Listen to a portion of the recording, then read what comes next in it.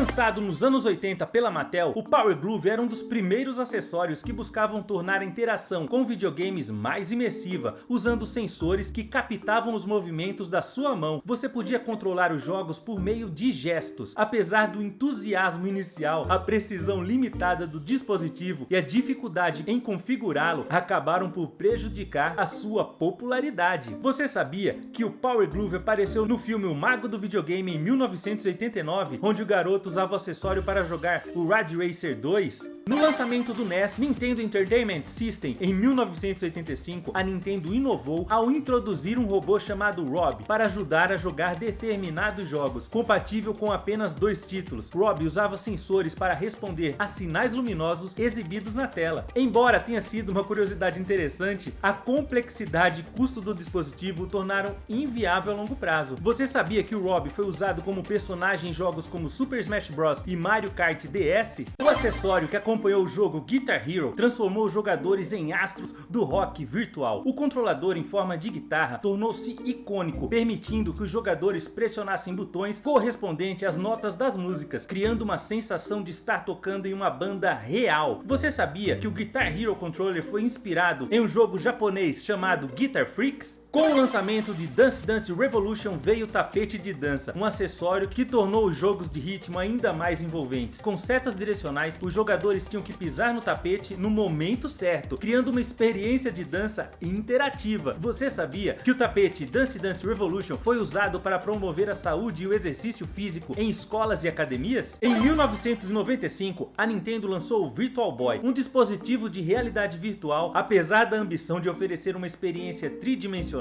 o sistema tinha problemas como falta de cores e efeitos visuais que causavam desconforto. Devido a esses problemas, o Virtual Boy não obteve o sucesso e foi descontinuado rapidamente. Você sabia que o Virtual Boy foi considerado um dos maiores fracassos da história dos videogames? Introduzido nos anos 80, o Nintendo Power Pad era um tapete de jogo com botões sensíveis ao toque, projetado para jogos de atividade física, como corrida e ginástica. O acessório permitia que os jogadores interagissem com os jogos usando os pés. Embora inovador, o Power Pad não alcançou o mesmo sucesso de outros acessórios. Você sabia que o Power Pad foi originalmente criado para um jogo chamado Family Trainer no Japão? Lançado pela Sony para o PlayStation 2, o iToy trouxe uma experiência inovadora ao rastrear movimentos do jogador usando uma câmera. Isso permitiu que os jogadores participassem de jogos interativos usando gestos físicos, estabelecendo uma base para a popularidade de futuros sistemas de detecção de movimento. Entrando na categoria de acessórios extravagantes, o Steel Battalion Controller foi lançado para o jogo de simulação de robôs Steel Battalion, com uma infinidade de botões, alavancas e interruptores. O controle proporcionava uma experiência de pilotagem de robô muito realista, embora fosse complexo e ocupasse bastante espaço.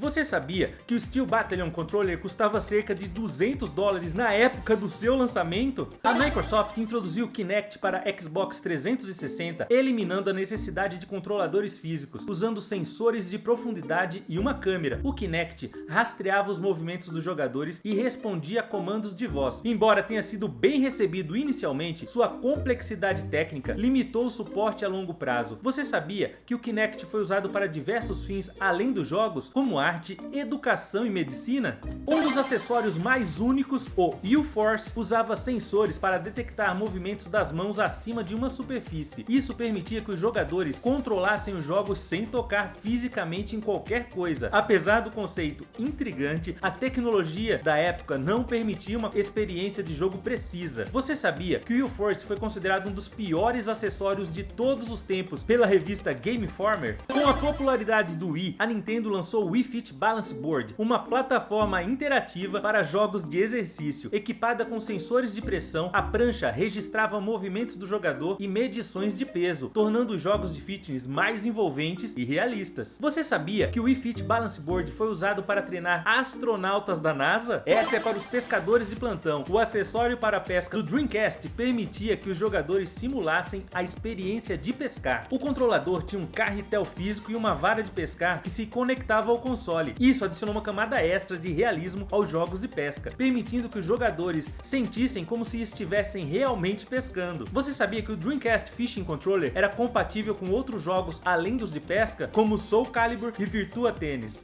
Expandido a partir do conceito do Nintendo Power Pad, o NES Power Pad permitia aos jogadores interagir com jogos usando os pés, pisando nos botões, acompanhava jogos de corrida e ginástica, proporcionando uma experiência de jogo única, que enfatizava a atividade física. Você sabia que o NES Power Pad foi usado em um campeonato mundial de videogames em 1990? Este acessório da Sega buscava criar uma área de jogo tridimensional em torno do jogador. Um anel suspenso ao chão gerava um campo de detecção de movimentos, permitindo que os jogadores se movessem e interagissem em jogos usando gestos e movimentos do corpo. Você sabia que o Sega Activator foi inspirado em um brinquedo chamado Light Harp, criado por um músico chamado Asaf Gurner? Inspirado nos tambores japoneses taiko, esse controlador permitia que os jogadores batessem em tambores físicos para combinar com os ritmos do jogo, usando principalmente em jogos de ritmo. O controlador acrescentava uma dimensão física à experiência de jogo. Você sabia que o Taiko Drum Controller foi usado para criar músicas ao vivo? A Sony lançou o Pocket Station, um dispositivo de memória para os Playstations que também tinha jogos miniatura. Os jogadores podiam transferir dados entre o console e o Pocket Station, jogar mini-jogos e até mesmo usá-lo como um relógio e um tocador de música portáteis. Você sabia que o Pocket Station foi lançado apenas no Japão e nunca chegou ao Ocidente? E é claro, ele imita bastante o VMU do Dreamcast. Este acessório permite que o Game Boy tire fotos e até mesmo imprima adesivos. Além disso, o Game Boy Camera tinha jogos embutidos que usavam as imagens tiradas como parte da jogabilidade. Você sabia que o Game Boy Camera foi usado para tirar a foto digital mais antiga do espaço? O Wii Zapper era um acessório em forma de arma que combinava o Wii Remote e o Nunchuck. Foi projetado para jogos de tiro em primeira pessoa, adicionando uma camada de realismo à experiência de jogar esses jogos de tiro. Você sabia que o Wii Zapper foi inspirado em um acessório similar para o NES chamado Zapper?